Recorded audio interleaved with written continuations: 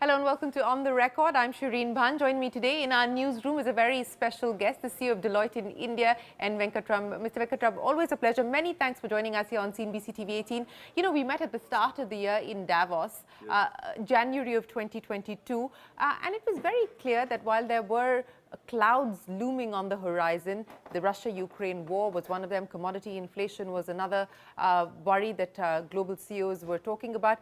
Things have only gotten worse since then. But India continues to be relatively resilient even through this storm. As you speak with CEOs, both domestically as well as global CEOs, and of course your own colleagues across the world, what's the sense that you get about corporate mood?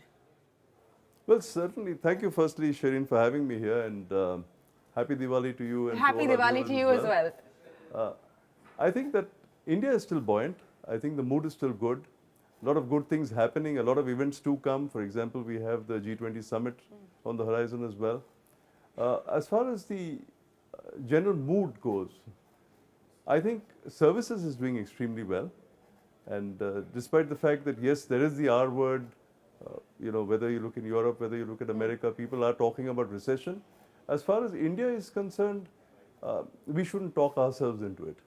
I think there's still a lot of growth left in India, and for many more years to come, and we should just continue to remain positive, and that's the way most of industry is.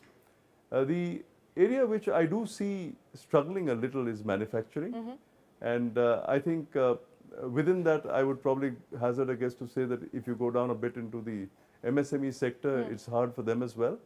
But it's not all bad news. I mean, if you look at exports, you do have exports in pharma, you do have exports in engineering.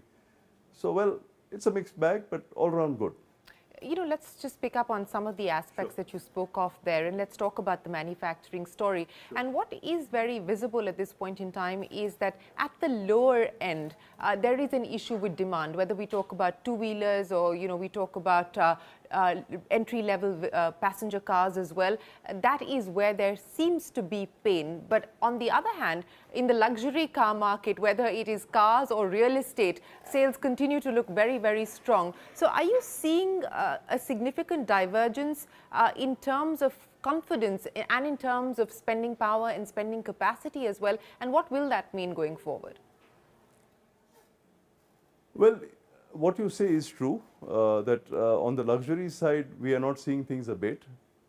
But the reality is that no one is insulated yet from the shocks that hit the rest of the world.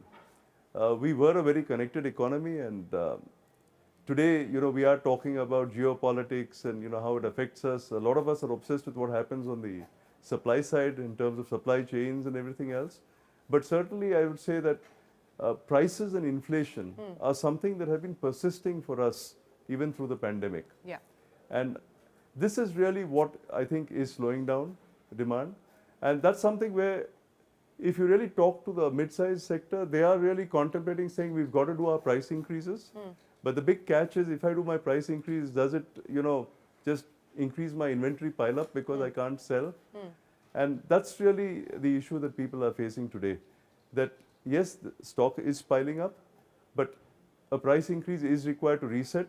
But if you do a core price increase, and, you know, hopefully optimists like me think that inflation is only till the end of this year and that things will abate after that, then a permanent price increase could actually be damaging to business as well. Yes, well, we'll have to see how rates pan out. At this point in time, central banks across the world are clear that rates will only have to move higher, including back home with the RBI also moving in tandem with what's happening with global rates. But, you know, I want to understand what fund flows could possibly look like. It's been a strong report card on the FDI front for India. And, you know, at this point in time, with the kind of conflict that we are seeing in many parts of the world, as well as the specific peculiarities of China and the way that it's chosen to engage with the world and the way that the world is choosing to engage with it, it could mean that we could be beneficiaries. That has been the thesis, that has been the argument that's been put on the table. What is that likely to mean in terms of continued FDI flows? Well, we did a study, Shirin, about a year and a half ago, and it was recently validated by an independent study done by someone else, that when India is to get to the 5 trillion, you would require about 8 trillion of capital formation, but more importantly, you would require at least $400 to $450 billion of FDI. And that didn't seem very impossible, because at the time when we did it, it was about 80 billion. And as you rightly say, when you look at the tracking of FDI today, it is still very strong. China plus one is something where I think we tripped a bit the first time around.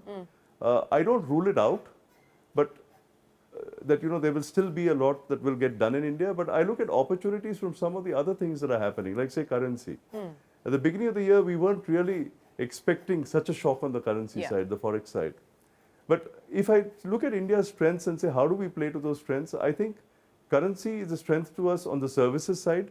So the 1 trillion that comes from services will become easier because, we've got a stronger dollar. But if I look at the India side, the manufacturing in India, for the large, strong domestic base that we have, and to say that we should first build for India before we look in terms of building for the world, and use this period of recession in other countries to strengthen ourselves, we should look at import substitution. I think the best time for us to look in terms of saying how do we manufacture even components and other products in India is now. Reason? You've got large companies wanting to come in and invest. They're coming not to export.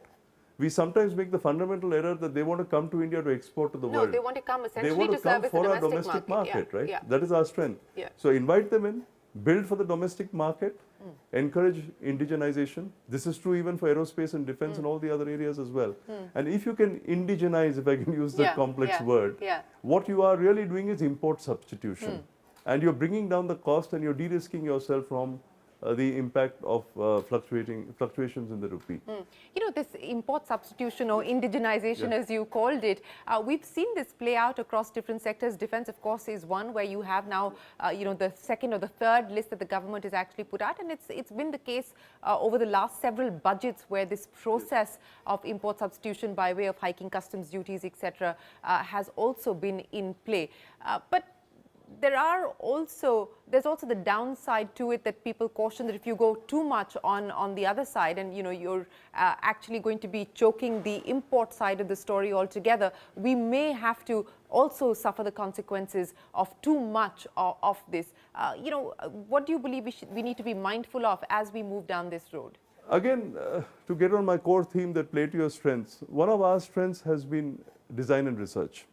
Even today, I mean, we were just doing another study where we saw that I think it was about 700 multinationals actually have their research and development centers in India, the R&D and design center, the engineering design centers in India.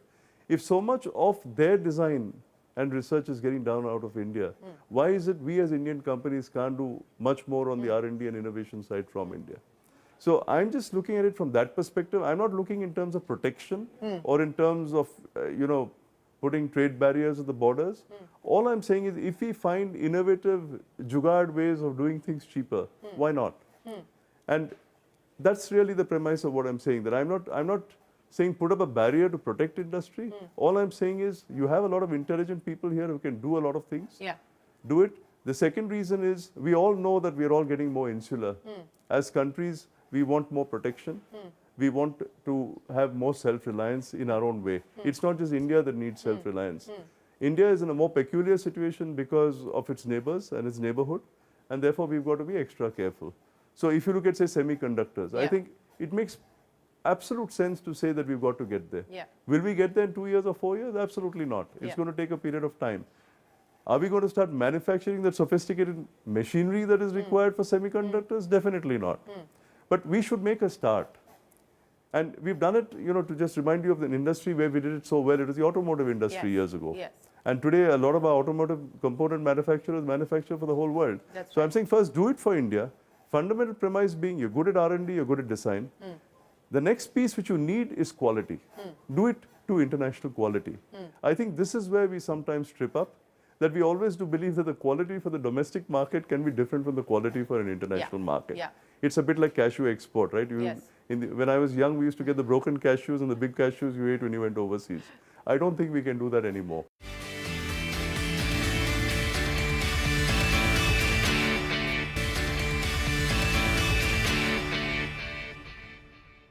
Let's talk talk about a space that was very, very hot through the course of the pandemic, the startup ecosystem.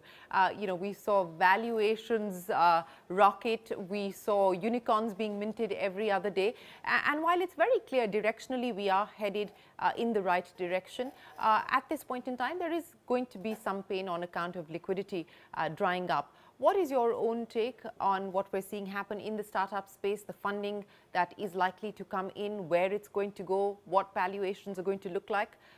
What do you make of that story? Well, I think startups are certainly a very, very important part of the future of this country. And it's across a range of what we do. And what excites me the most is you also have startups in areas like climate, sustainability, where I think, frankly, if we marry the rest of industry, academia, and the startups together, we have a story that nobody else has, right? And we are not doing it as a small country. We are doing it as an extremely large country, and a country which has the history of being able to replicate good performance. If we do it, we'll do it well, and we saw it in digital payments, for example, and we saw the outcomes of it, like, say, financial inclusion. So I think there's still a big story there. You hinted a bit at governance also, for example. Yes. I do certainly think that, yes, in startups, governance is challenging. You also do have conflicts in terms of ownership and management and everything else.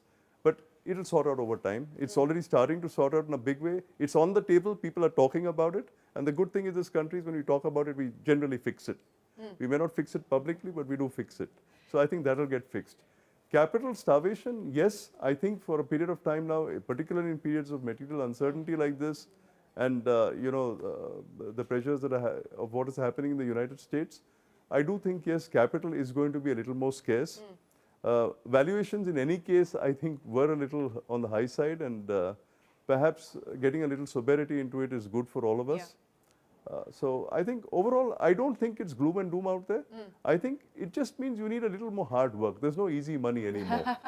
Yes. Yeah, and I think it helps others as well, because sometimes when you get overfunded and you start, indiscriminately using the money, you also harm the ecosystem, because there's some other genuine players out there who get swamped out because there's one player who's able to flood the market at a lower cost, etc. Yes. You talked about governance, and I want to address the issue of not just governance-related risks, but other risks that CEOs are mindful of today. Cybersecurity is a big challenge. With this whole move towards work from home, etc., there has been not just cyber threats, but other kinds of issues that companies have had to deal with, moonlighting being one of them, which now industry after industry is trying to understand what they should do, how they should deal with this. If this is the new reality, how do you ensure that you move forward? Do you shut the door on it completely? Do you leave a window open? What are some of these other risks and challenges that have emerged through the pandemic that CEOs and companies are having to deal with? Well, as you described moonlighting is working at night. I think a lot of people have been sunbathing. They've been doing it in the daytime as well. They've been working at more than one company. I think it's an ethical piece of it. It's a confidentiality, data privacy, and everything else that kicks in. But it's also a new reality. We cannot expect that the workforce of the future is going to be, it's going to be more about jobs, it's going to be less about employment. And it's something we've got to deal with. Similarly, when you look at hybrid working, it's here to stay. I mean, we keep humoring ourselves by saying we look at it 2 years at a time. But I think some things, you get hardwired, it's become a habit. I mean, I think our brains are now thinking in terms of the fact that if I come to work 3 days a week, it's a good thing to do. So I think we have to get that piece of it sort of institutionalized. That will happen. Sorry, I missed the other piece of what you said. No, I'm saying that the key risks, whether it's cyber so if or...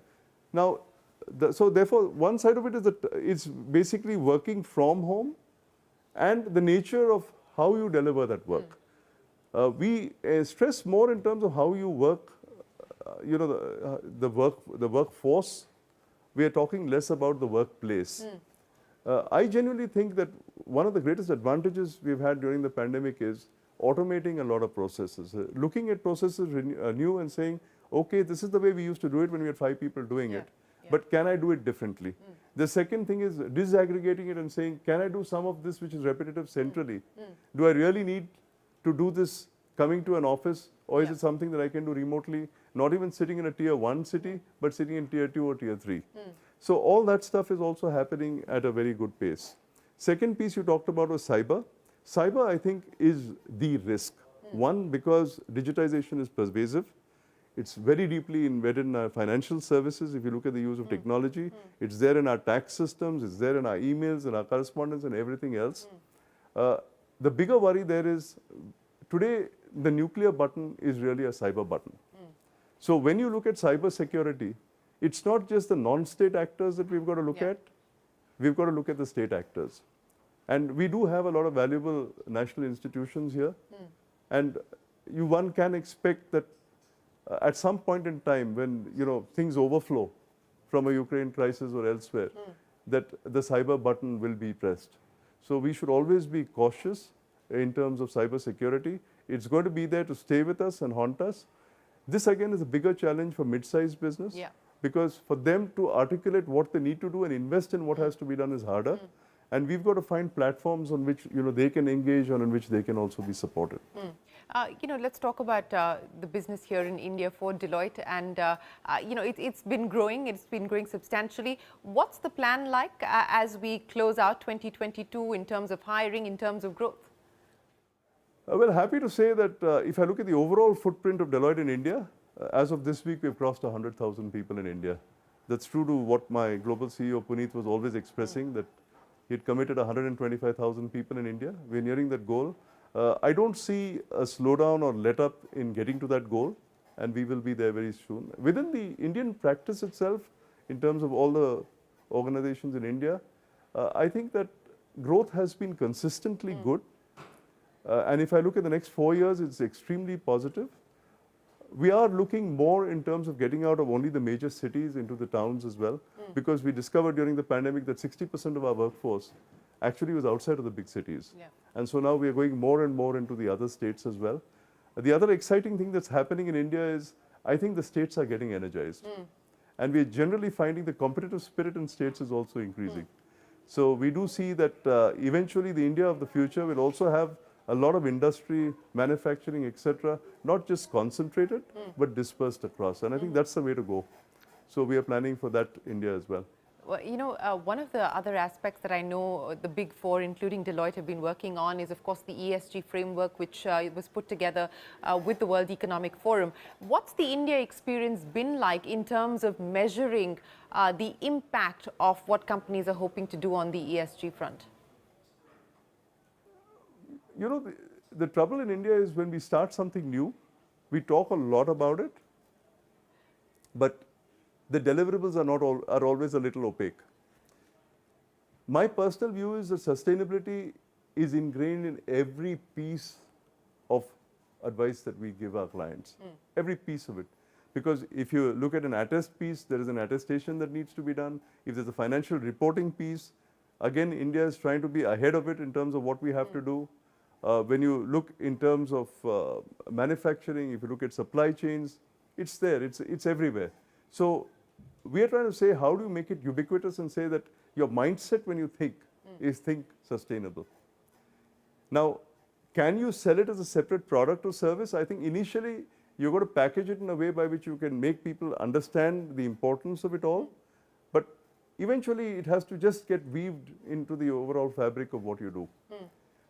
In terms of size of what will the opportunity, it's huge. But the cost of not doing it is 3 times as big. So I think the loss to the economy if we don't build a sustainable environment is very much more. And that is really what we are looking at. I mentioned the G20 earlier. Yes. I think that's a huge opportunity for India to, I mean, as you know, we have taken our climate pledges and we are advancing what we are doing. And I think that that's an important thing that we've got to put out ahead to say that this is something that we have to build on. We can also look at food security and say, what are we doing around food? We can look at energy security. See, all these things are interlinked. It's not just sustainability. It's sustainability and survival that we have to look at together. You know, let me end then by asking you about some of the big global changes that are on the anvil. The OECD very recently put out just the broad framework of what they hope the world will move to in terms of regulating crypto assets. You know, there is, of course, the BEPS norms that have already been articulated as well, but we have to see how those play out. In terms of global changes, what are you going to be watching out for and the implications of them? Well, BEPS is important, and it's important to our clients as well. I think that the most important thing that I'm looking at is the transformation that cloud is going to bring to us. Because I really think that people underestimated the power of putting things on the cloud. And that transformation, the cloud and digitization are really going to transform the world in which we live. And therefore, when I then look ahead and when people talk about, the other things, the meta and everything else, to say what's going to happen, I've sort of started believing that all of this is really going to happen. So I think being able to look beyond the curve, imagine what the future could be like, and then say, how can you participate as part of that future, also requires a mindset that when you invest, you should also be willing to abandon what you do to adopt something new. I think the worst thing that any company can do today is to get so committed down a path that they can't make the change which necessarily is going to happen. So there is going to be change as a constant. It's going to be a huge amount of change. A lot of it is going to be technology-led. It's going to lead to vulnerabilities like cyber and everything else that we talked about. There's going to be an insularity. Countries are going to be looking more in terms of protecting themselves. We've got to look at those supply chains. So it's going to be a very anxious world. And, that's the point of time in which, doctors come in handy. And women too, and that's what I want to end by talking to you about. And I know that the global CEO Puneet Ranjan has been committed to championing the cause of bringing more women into the workforce, and of course that's been his mandate for Deloitte as well. I want to talk to you about the experience here in India. Well, we have a fantastic experience. I mean, we have about 46% women in the workforce. Perhaps, we started this only about 7 or 8 years ago, so in leadership positions, we are down to about 17-18% with a target of getting to 25. And I'm being honest about it because it's an area in which I thought I would be able to accelerate faster but could not. But the more important thing is, if you look at women in the workforce, I think that again should be on the India agenda, which I think it is. And therefore, when you look at certain parts of business, when you look at manufacturing, when you look at offshoring, we just look and say, which parts of this can actually be done by, say, a women-only workforce as well. So I think getting more women into the workforce is important. Unfortunately, the pandemic has been a bit of a setback. I mean, I want to end on a high, but the reality is that the pandemic was a setback and you had women leaving the workforce. We are working on it. We are testing it out to say, how can we advise companies to get them back in a different format? Hybrid is certainly one of those areas in which you do it. But I certainly do think the big driver for the growth of India to 5 trillion, I won't put a number on it. I have it somewhere in my head, but I can't remember it offhand. But you will not reach the 5 trillion. No, if you don't have the women 40-45% of your women in the workforce. Absolutely. Well, and we hope that we move at least somewhat closer to that target. I mean, it's going to take a long time, but at least we shouldn't be going in the other direction, which is seeing a decline in the number of women actively participating in the workforce. 7 years. I give it 7 years. In 7 years, we will be there. In 7 years, we will be there. Well, we hope that that is not just an aspirational target, but a target that we do achieve, and more power to everyone who's going to stay committed to that cause. Always a pleasure. Thanks very much for joining us here, and again, wish you a very, very happy Diwali. Thank you, Shirin. Well, that's it then on this edition of On the Record from all of us here on the show. Many thanks for watching. We'll see you shortly. Stay tuned.